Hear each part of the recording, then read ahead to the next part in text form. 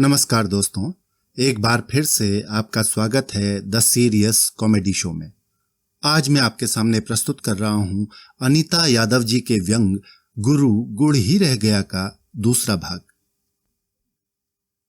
और हाँ, एक बात और, सम्मुख रखे बिस्कुट और चिप्स जैसे भोज्य भूख न होते हुए भी ऐसे कुतरने हैं कि चूहा भी शर्मा जाए।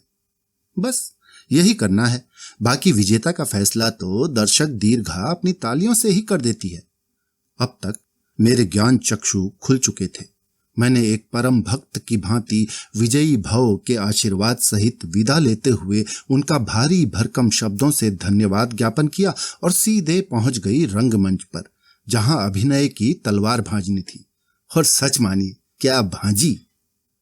सदा नीरा नदी की भांति मुख पर विराजित मुस्कान को उतार मैंने उसी दराज में रख छोड़ा जहां निर्णायक की पदवी बख्शी गई थी। अब चेहरे का कठोर भाव देख प्रतिभागी भी बगले झांक रहे थे।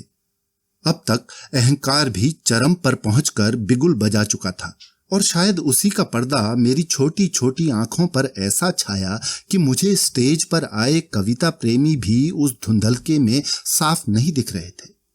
अब मुझे आभास हो रहा था कि मैं गुरु प्रदत्त शिक्षा पर खरी उतर रही हूं।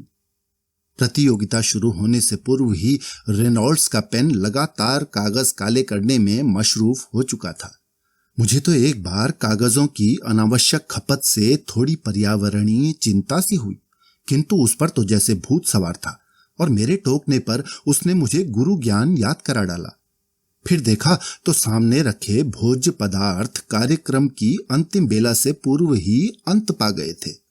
मैं इतना बिजी कि कार्यक्रम की समाप्ति की घोषणा भी न सुन पाई, और फिर जब संचालक महोदय ने आकर कंधे पर हाथ रखा तो गंभीरता झिझकते हुए दूर छिटक गई, जिसे मैंने जल्दी ही पकड़ लिया।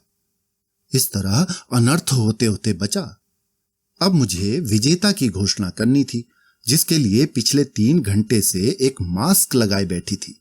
फिर तालियों की तीव्र गड़गड़ाहट सुन अंतिम प्रतिभागी को विजेता घोषित कर दराज खोल अपनी मुस्कान उठाई और उस रंगमंच से नीचे उतर आई। यकीन मानिए, मेरे तथाकथित गुरु यदि मेरी परफॉर्मेंस देखते तो गर्व की अपेक्षा खुद को ठगा ही महसूसते।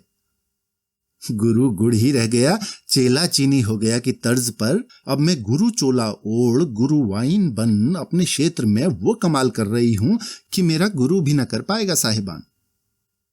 पूरी कथा का लब्बो-लुआब यह है कि इन प्रतियोगिताओं से विद्यार्थियों के चहुमुखी विकास का तो पता नहीं, पर इन जज साहिबानों का तो बहुमुखी, चहुमुखी और सर्वमुखी सब भांति का विकास अवश्यंभावी होता है, इसमें कोई दो राय नहीं।